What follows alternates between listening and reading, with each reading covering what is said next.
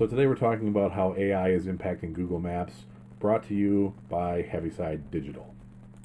And so Google Maps is really one of the primary ways that local businesses get leads. One of the most important ones, and it's the biggest free one.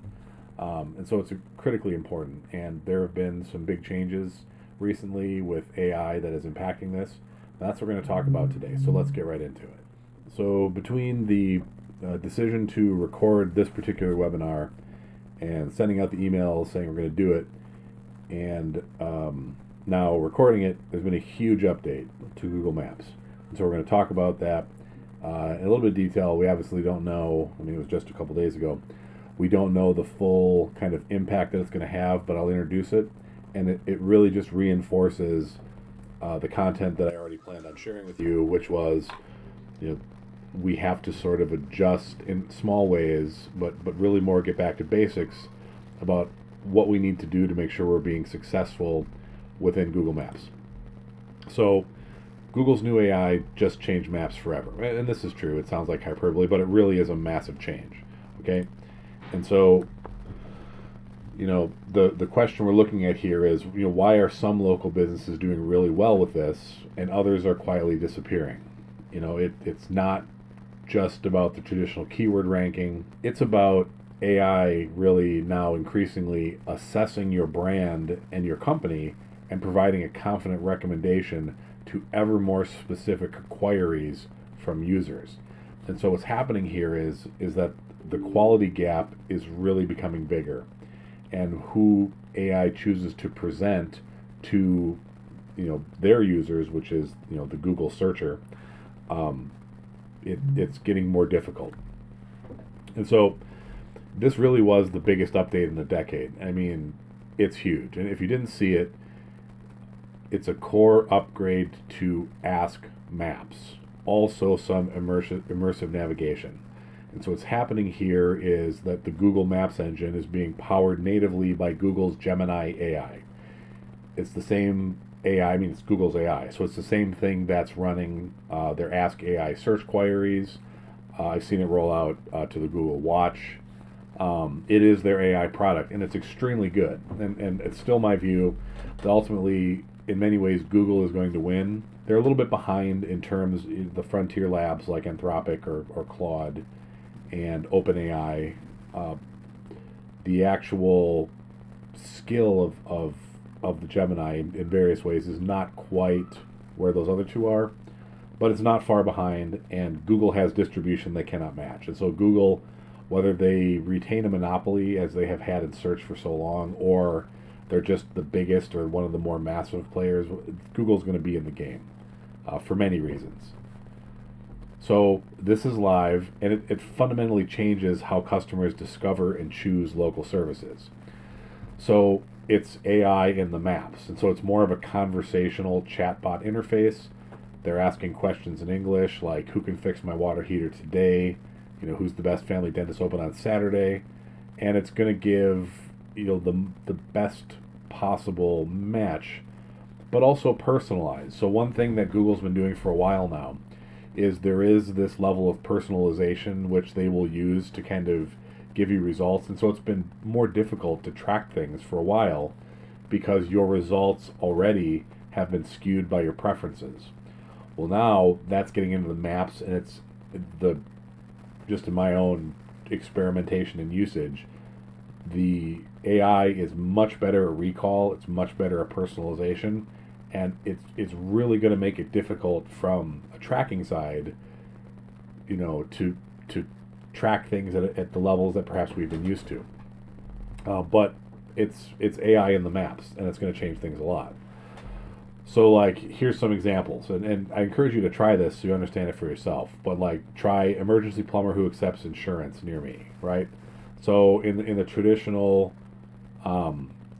maps query, you're going to get, if you're asking in Google search natively, you'll get 3, maybe 4 results in an ad in the map pack, and then a bunch of organic and ads and other results. If you ask in the map directly, you'll get a long list of 10 pins. Okay, well, now you're going to get a curated recommendation based on the best match. Okay, And then you'll follow up, well, which one has the best reviews, right?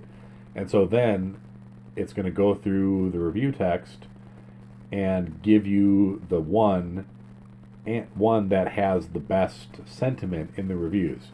So again, this highlights how critical reviews are. So you can see what's happening here. This is much harder to game in the sense of, like, especially a long time ago. It hasn't been this way really for a while, but in the earlier days of search engines, you really could kind of engineer things and get yourself where you want to get. Here, what's happening is the AI is just much smarter than that, and you really have to be thorough in the information you present and the reviews that you get and curate so that the AI picks you to serve to its own customer.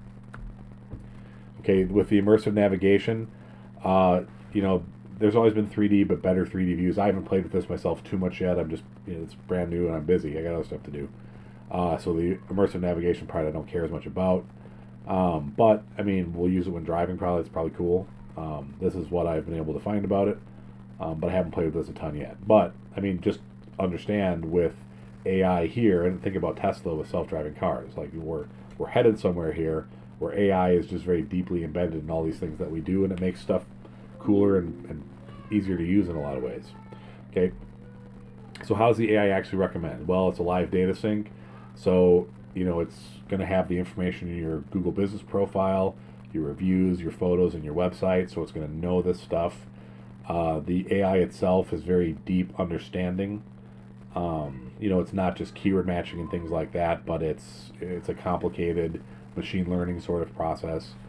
And then the final decision is this business, based on my assessment, the best match for this customer?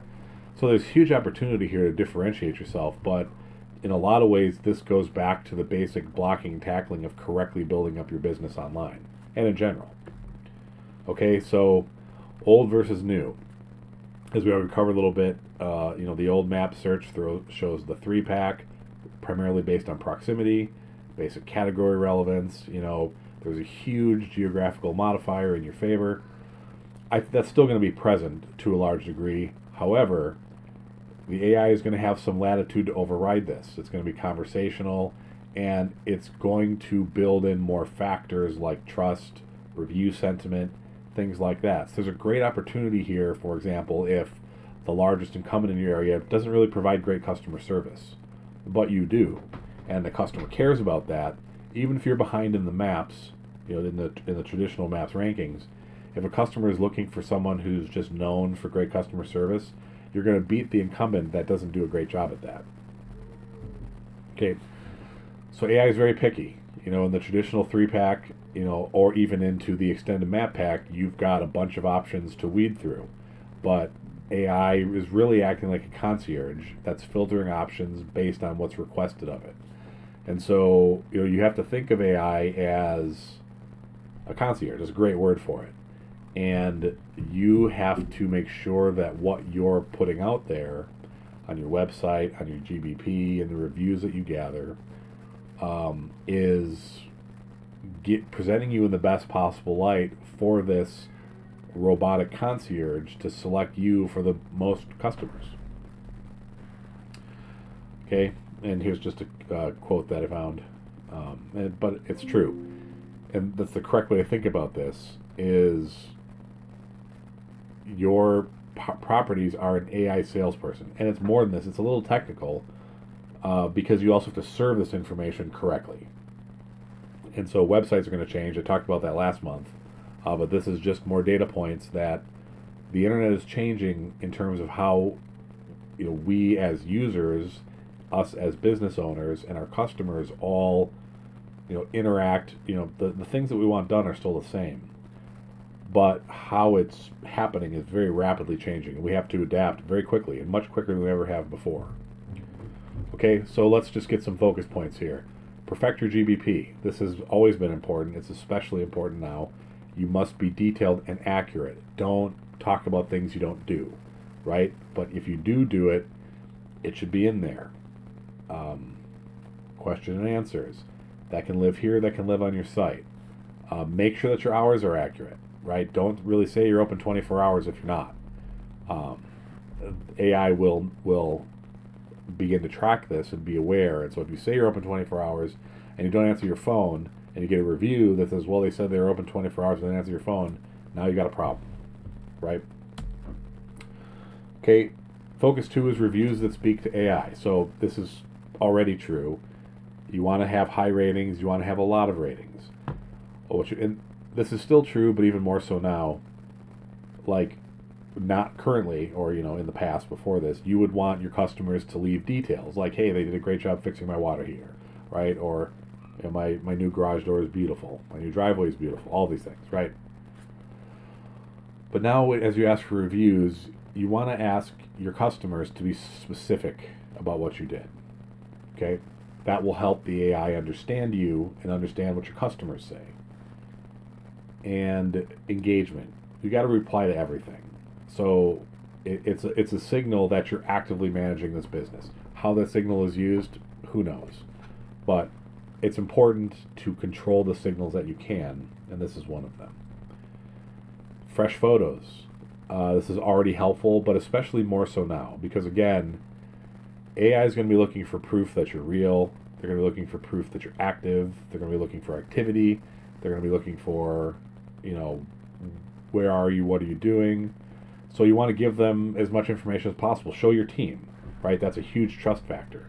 And it helps you because this is one thing that this is going to help solve is kind of the fake companies that come in, they poach Google business profiles. They're basically lead generation engines. There's not really a real company there, and they're very good at kind of working the system to cheat in a way. But they can't match actual local visibility.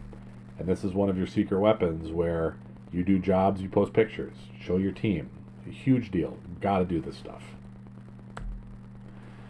And then the fourth focus is your website feeds the AI. So you already should be doing this in a lot of ways, but there is, and I talked about this last month, there is a transition that needs to happen here where websites have been really built for Google for a decade, 2 decades maybe, right?